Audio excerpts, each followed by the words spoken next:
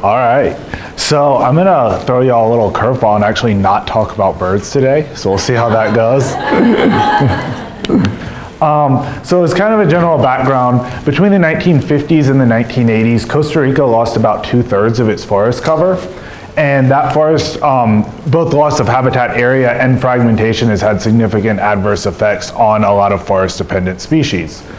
However, beginning in the 1990s, both through changing economic conditions as well as an emphasis on conservation, efforts have actually reversed this deforestation trend in Costa Rica. And when we've seen, like if you look at those two maps on the far side there, we've seen an actual regeneration in forest cover.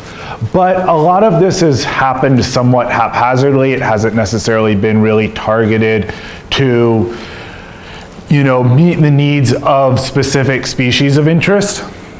And one thing that Costa Rica has done to try to enhance some of that is they've developed this system of 37 biological corridors, which came into existence in 1996, but that was on paper, and a lot of them took several more years to actually really get going on the ground.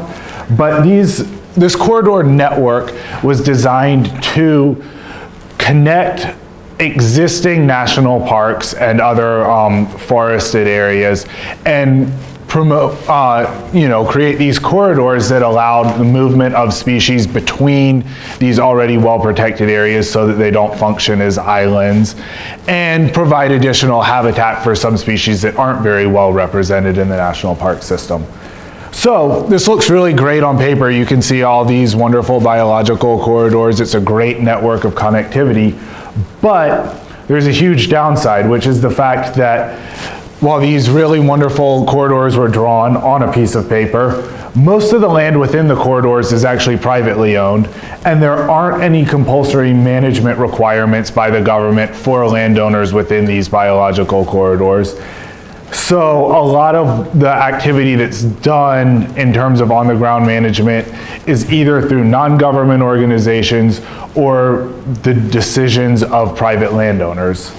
And despite the fact that these biological corridors have been highly touted as this method to enhance connectivity within Costa Rica, very little research has actually examined the effectiveness of these biological corridors in enhancing connectivity of both land cover and for species of interest.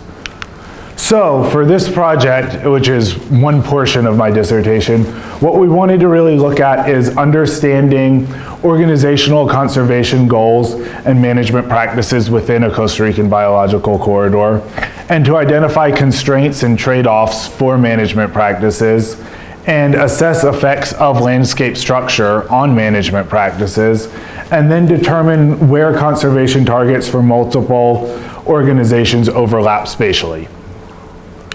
So, in general, what we've seen from 1996, when this biological corridor legislation was initially signed, to 2016, over a 20-year period, Costa Rica has undergone significant land cover change in a positive direction towards forest cover.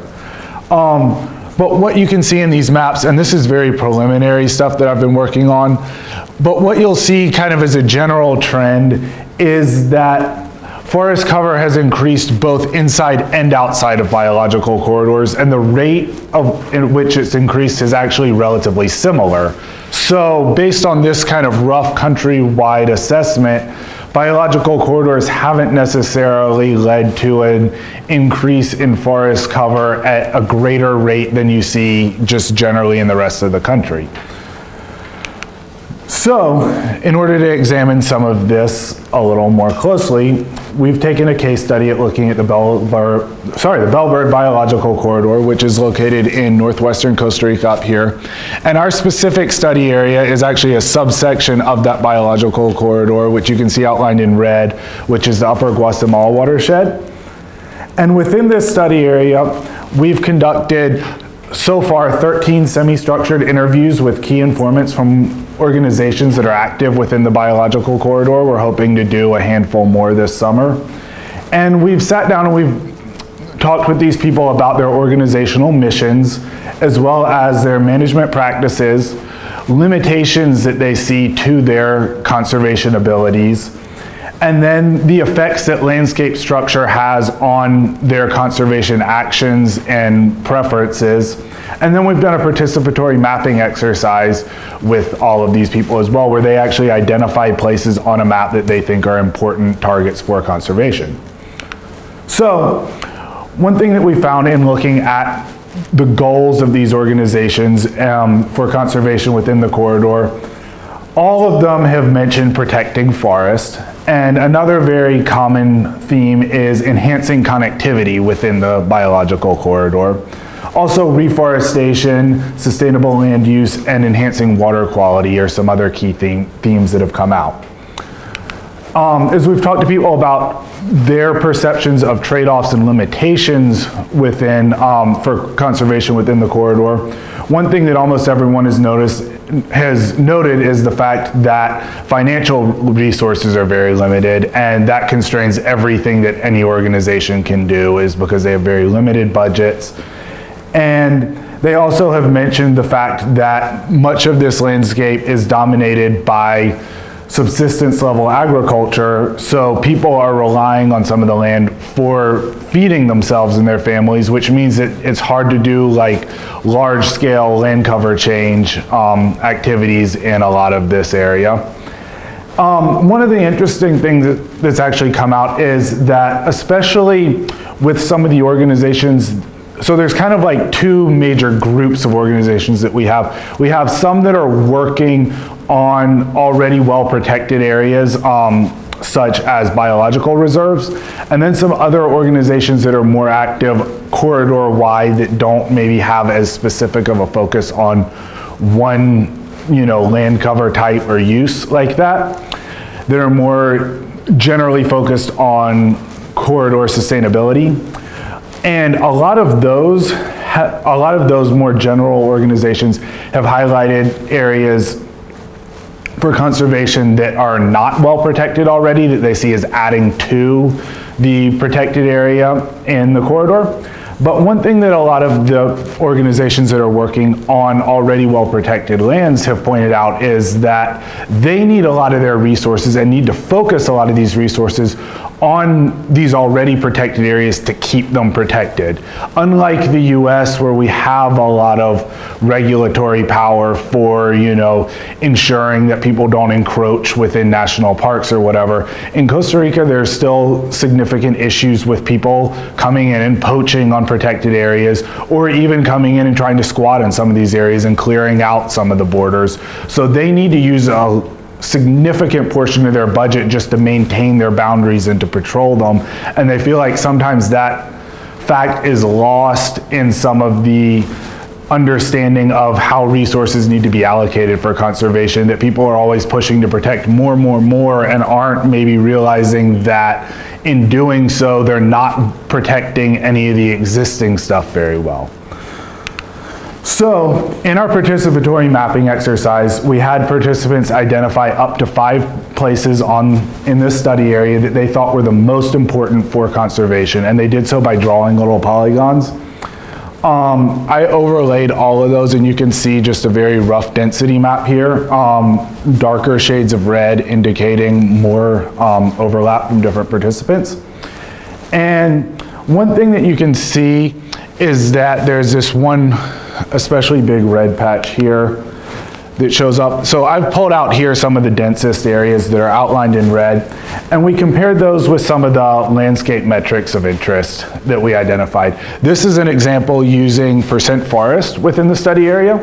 So you can see that the areas that actually most people highlighted were areas of relatively low forest cover that were adjacent to areas that are pretty densely forested.